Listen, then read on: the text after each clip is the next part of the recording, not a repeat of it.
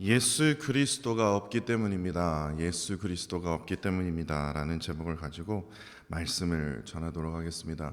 요즘 고3 시대라고 하죠. 고물가, 고금리, 그리고 저희에게 해당 안 되지만요, 고환율, 고3 시대라고 얘기를 해요. 그래서요, 이 지금 한국뿐만 아니라 미국도 마찬가지고요, 유럽에도 마찬가지고 이 경제적인 이런 불안감을요 지금 엄청나게 증폭시키고 있는 중입니다.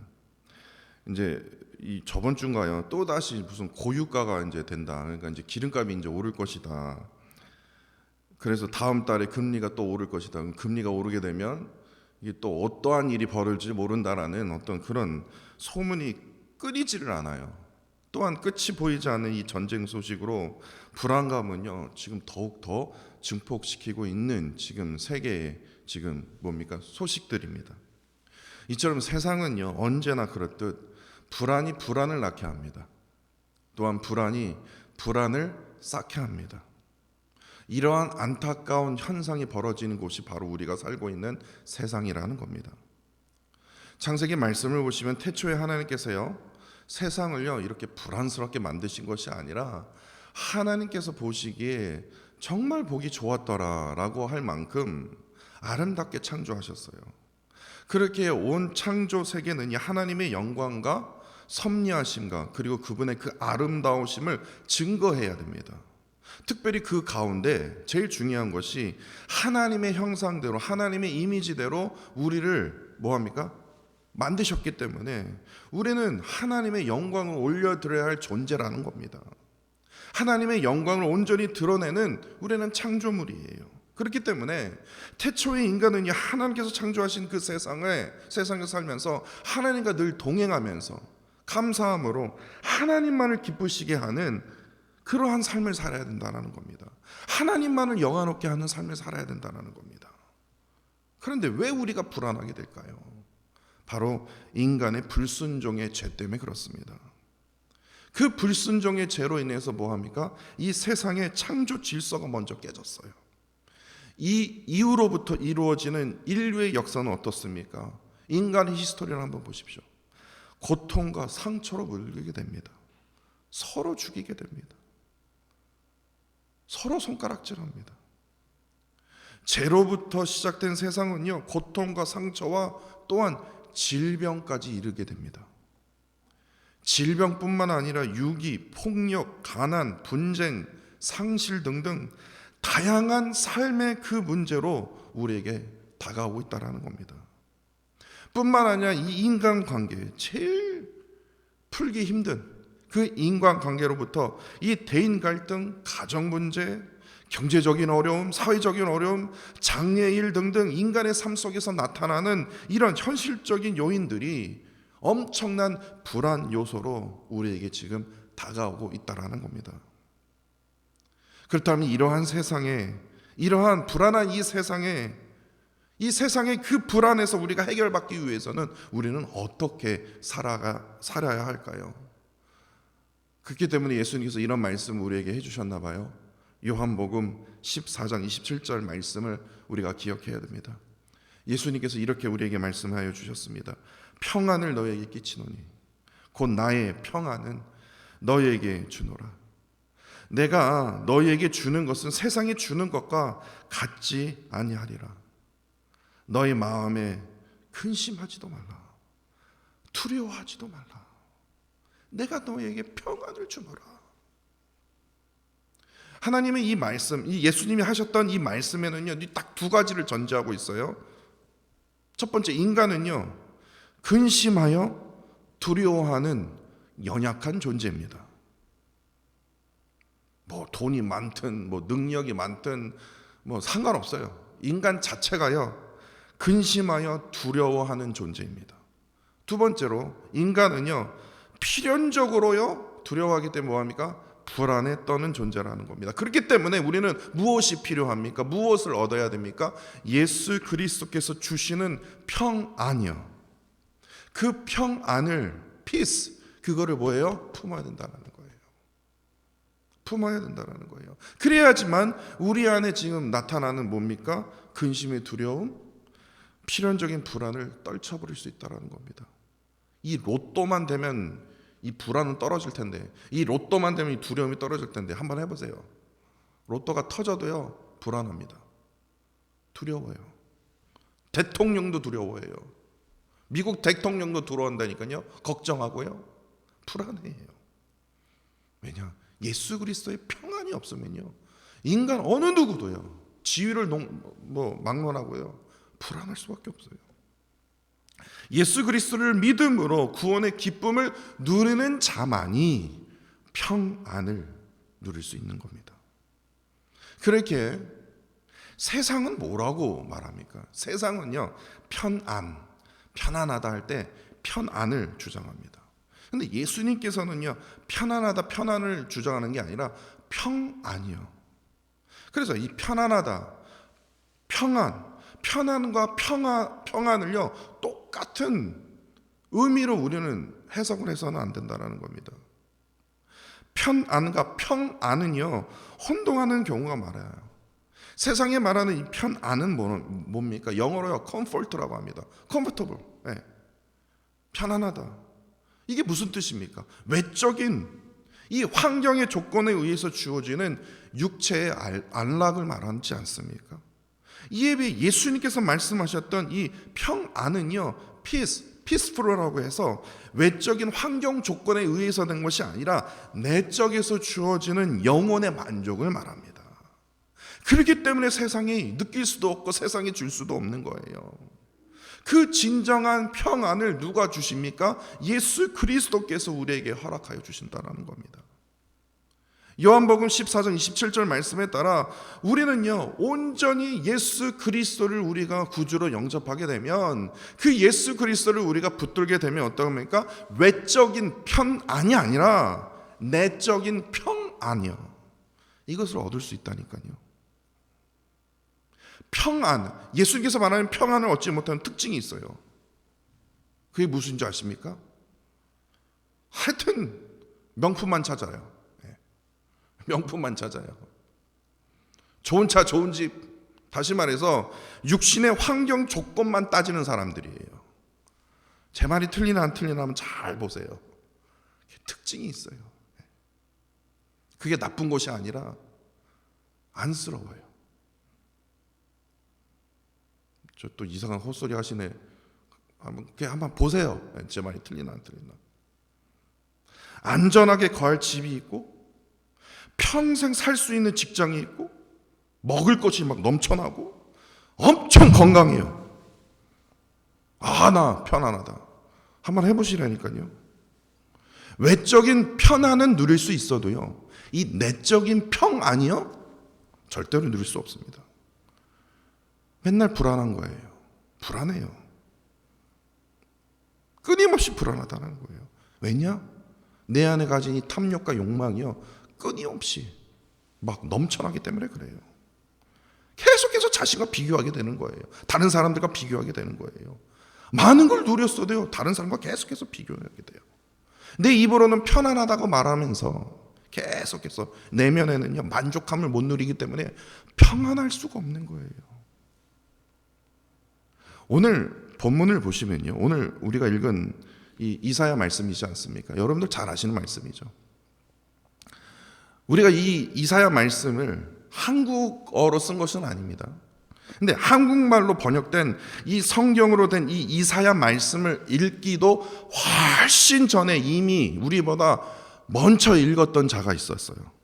다시 말해서 거의 2000년 전에 이 말씀을 이미 읽으면서도요 늘 불안 가운데 심각하게 고민했던 자가 신약 성경에 있습니다. 그가 바로 에티오피아의 내시입니다. 사도행전 8장 26절에서 39절을 보시면요 빌립 집사와 에티오피아의 내시의 이야기가 나옵니다. 당시 이 에티오피아, 여러분도 아시는 에티오피아 거기에요. 아프리카요. 예. 에티오피아의 내시가요 그때 이사야 말씀을 어떻게 읽었냐면요 헬라어로 번역된 그 이사야 말씀, 우리는 한국말로 번역된 이사야 말씀을 우리가 읽었지만 보았지만 그때 에티오피아 내시어는요 헬라어로 번역된 이사야 말씀을 읽고 있었습니다. 어떻게 해서 헬라어로 번역된 거 읽을 수 있었어요? 그거는 이제 히스토리에 우리 홍성수 교수님께 여쭤보시기 바랍니다. 그런데요, 상식적으로 생각해 보아도 유대인의 피가 하나도 섞이지 않았던 자가 어떻게 해서 아프리카의 에티오피아에서 이 종들이 이끄는 이 수레를 타고요 예루살렘까지 방문하게 된다는 겁니다. 예루살렘에 방문하면서 헬라어로 된 이 이사야서를 읽고 있었다라는 것은 상식적으로 참으로 신기한 일 아닙니까? 더욱이 이 에티오피아의 내시를 이게 누군가 그 성경에 기록이 되어 있는데 이 에티오피아 내시는요 이 에티오피아의 여왕의 국고를 맡을 만큼 엄청난 대단한 권력을 가진 내시가 어떠한 이유로 에티오피아에서 저기 멀리 떨어진 예루살렘을 방문하면서 예배했다고 기록이 되어 있거든요. 어떻게 예배했는지도 참 궁금하지만 더욱이 어떠한 이유로 헬라어로 번역된 이 이사야서 말씀을 읽었냐고요. 궁금하지 않습니까? 그렇다면 이 질문의 답을 찾기 전에 우리가 먼저 물어야 할 두 가지 질문이 있습니다. 첫 번째 질문으로 이 에티오피아 내시는 이사야서의 어느 구절을 읽었을까요? 이사야서가 길지 않습니까? 사도행전 8장 32절과 33절을 보니까요 이렇게 기록하고 있습니다. 그가 도살자에게로 가는 양과 같이 끌려갔고 털 깎는 자 앞에 있는 어린 양이 조용함같이 그의 입을 열지 아니하였도다. 그가 굴욕을 당했을 때 공정한 재판도 받지 못하였으니 누가 그의 세대를 말하리요. 그의 생명이 땅에서 빼앗김이로다. 이게 사도행전 8장 32절과 33절 말씀입니다. 지금 에티오피아는요 지금 이 부분을 읽었어요. 이 부분이 어느 부분이니까 오늘 지금 우리가 읽은 이사야서 53장 7절과 8절 말씀을 읽은 거예요. 헬라어로 번역된 거예요. 그러면서 에티오피아 내시는 답답한 마음에 지금 생판 모르는 사람이 딱 자기를 찾아오거든요. 딱 봤더니 빌리 집사인 거예요. 그래서 그 빌리 집사한테 답답한 마음에 사도행전 8장 34절에 청하건대 내가 묻노니 선지자가 이 말을 한 것이 누구를 가리키는 겁니까? 자기 자신을 가리키는 겁니까? 아니면 어떤 타인을 가리키는 겁니까? 라고 이 에티오피아가 빌리 집사에게 묻는 겁니다.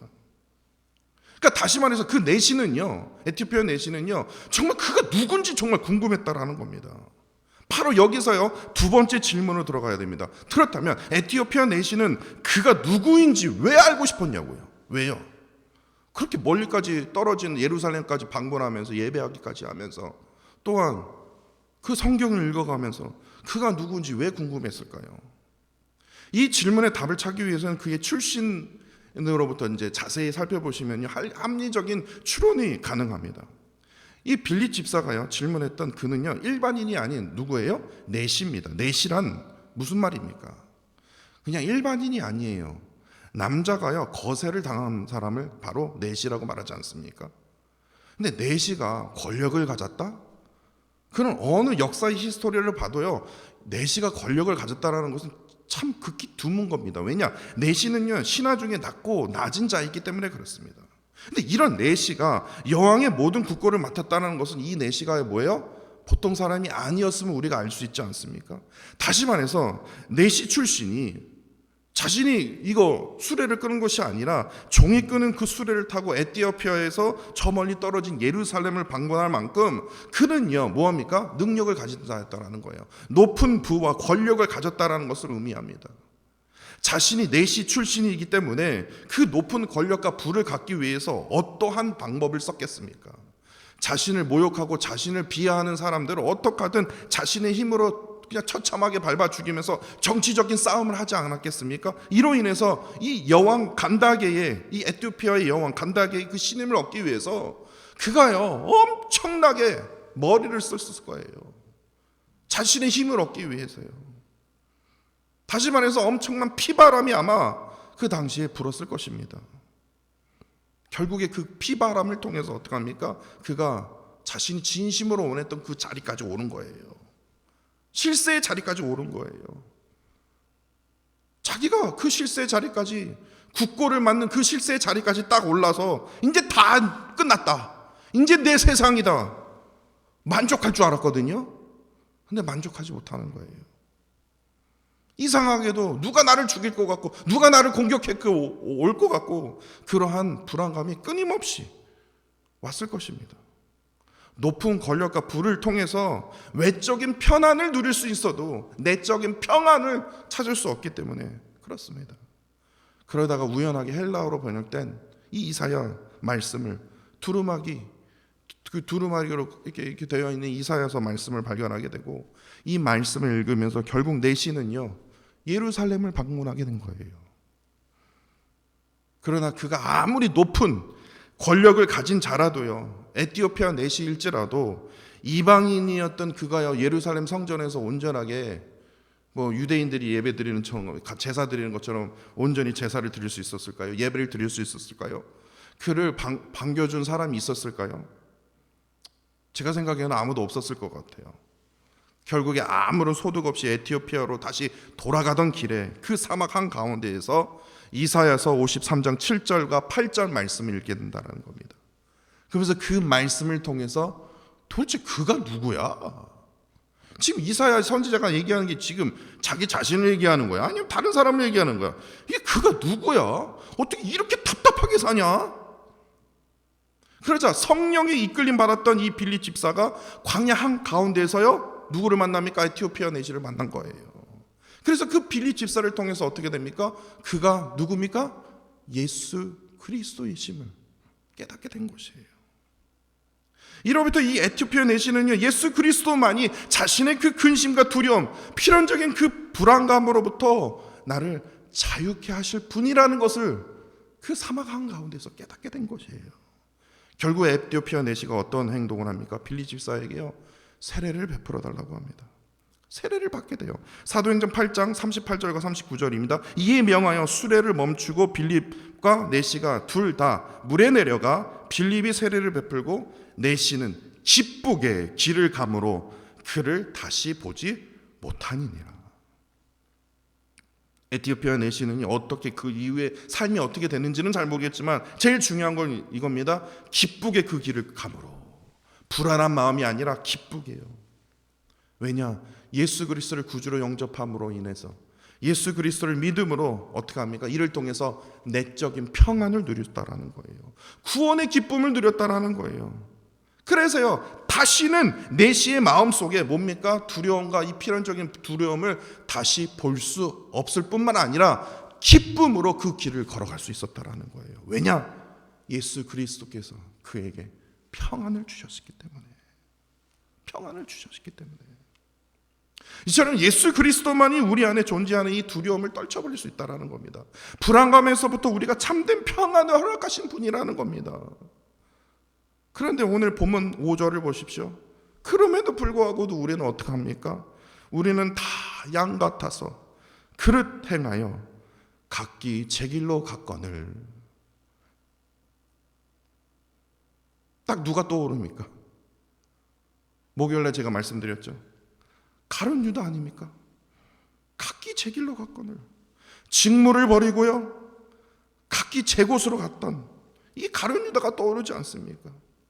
예수 그리스도께서 직무를 버리고 제 길로 갔던 우리를 다시 불러 모아주신다라는 겁니다. 우리를 용서하여 주시기 위해서 모든 허물을 대신하여 십자가에서 죽으심으로 이 우리의 모든 죄를 어떻게 해요? 사여 주셨다라는 겁니다. 그렇게 오늘 본문 5절 말씀처럼요 예수님께서 받으셨던 그 십자가의 찔림은요 우리의 허물 때문입니다. 예수님께서 받으셨던 이 십자가의 상함은 우리의 죄악 때문입니다. 예수 그리스도께서 십자가에서 징계를 받음으로 우리가 내적인 평안을 누릴 수 있는 것이에요. 예수 그리스도께서 십자가의 그 고통을 받으셨기에 우리가 구원의 기쁨으로 말미암아 기쁨으로 그 구원의 길을 우리가 걸어 나갈 수 있는 것입니다. 그렇기 때문에 4절과 5절에서 등장하는 이 단어들 질고, 슬픔, 징벌, 맞음, 고난, 찔림, 상함, 징계, 채찍, 다시 말해서 세상에 존재하는 모든 고통들, 이 불안함은요 누가 대신 짊어지셨다고요? 예수 그리스도께서 우리를 대신해서 다 모두 받으셨다라는 거예요. 오로지 우리의 죄악으로 시작된 이 잔인한 이 세상의 이 고통과 이 불안을요, 예수 그리스도께서 다 감당하셨다라는 거예요. 오로지 우리의 모두의 그 연약함과 두려움과 필연적인 그 불안에 내적인 평안을 주시기 위해서 예수 그리스도께서 그 십자가의 길을 대신 감당하셨다라는 겁니다. 예수님께서 십자가의 길을 묵묵히 걸어가셨던 이유는요, 오늘 본문에요, 도수장으로 끌려가는 어린 양 같아서 입을 열지 않으신 게 아니라 예수님께서 묵묵히 그 십자가의 길을 걸어가셨던 이유는 사탄 마귀와 싸울 힘과 능력이 없어서 세상에 존재하는 모든 고통을 받으신 이유가 아니라 이유는 단 하나입니다. 연약한 우리를 향한 사랑 때문이에요. 우리의 죄로부터 시작되는 그 두려움과 필연적인 그 불안으로부터 우리를 새롭게 하여 주시기 위해서 우리를 대신해서 뭐합니까? 고난을 당하여 주신다라는 겁니다. 그렇게 우리가 인생을 살면서요, 수많은 복잡한 문제를 풀 수 있는 분도 참으로 혼란스럽지 않습니까? 또한 공허하지 않습니까? 또한 기품 위에 있는 그런 세상에 우리가 살고 있어도요, 우리가 참된 빛을 낼 수 있는 그 이유도 바로 오직 예수 그리스도께서 내 안에 계시기 때문에 그렇습니다. 인간 스스로가요, 세상의 모든 문제를 해결할 수 있다, 풀 수 있다, 그냥 그까짓 거 그냥 불안, 그냥 내가 그냥 이겨낼 수 있다, 이러한 어리석은 생각에서 우리는 벗어나야 된다는 겁니다. 에티오피아 내시가 만났던 예수 그리스도를 우리가 또 만나야 돼요. 예수 그리스도가 없기 때문에 우리가 불안한 거 아닙니까? 예수 그리스도가 없기 때문에 계속해서 두려움 속에 걱정 속에 우리가 사는 거 아닙니까?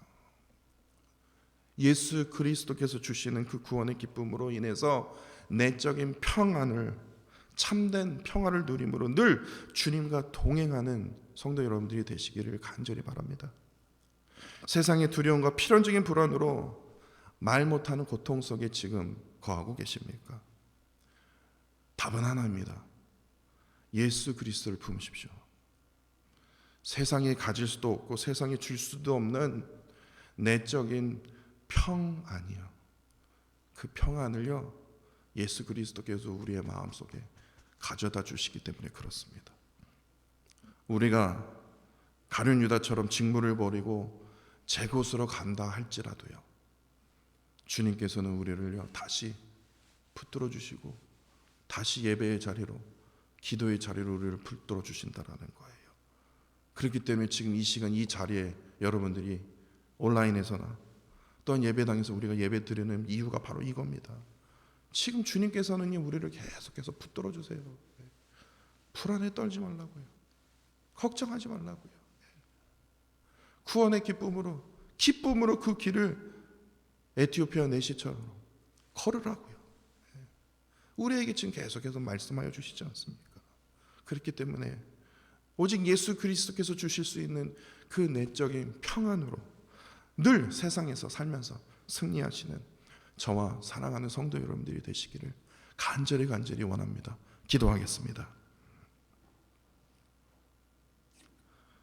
세상은 언제나 내 안에 불안을 낳게 하고 또다시 불안을 쌓이게 하는 이러한 안타까운 현상이 벌어지는 곳에 우리가 살고 있는 세상입니다.